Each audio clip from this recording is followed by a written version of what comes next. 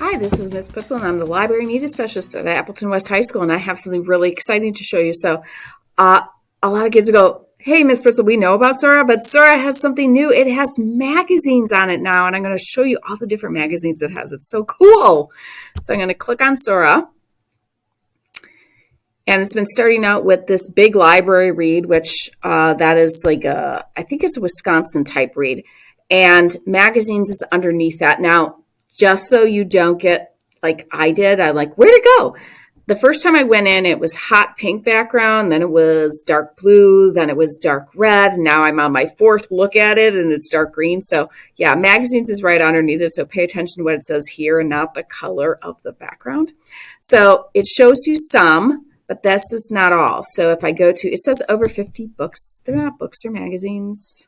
But it's showing you the difference. So ooh, and they even mix them up a little bit because Car and Driver was not at the top last time. So they're not in alphabetical order. I'm sure you could probably arrange them this way, but there's cooking ones, there's kid ones, there's ones for older, you know, like Newsweek. I don't know how many kids want to read Newsweek, but you might need it for a class. And what's cool is that it's all access, meaning even though I borrow it, everybody in a class could borrow it too. So I'm going to go to Discover because my dad and I, we like science type magazines. So right now, this is the November-December issue, and I could go down and borrow this, but I can also search for another issue. So it goes by year, so we know that there's a total of 7 issues from this year, but there's 8 issues from 2020, so you can go back a couple years. It's kind of cool. So now I can look at this, and I think, well, let me scroll down. I think I have to go down like this. So, oh, this one looks kind of interesting. It's one thing is it is a little bit hard to see, but you can get a little bit better look at it. And if you decide that's the one you want, in order to see the magazine, you need to borrow it. However, like I said, just because I've borrowed it doesn't mean other people can't borrow it, which is really cool. Like I said, this is a great resource for teachers as well as kids. So you can navigate using this bar on the bottom.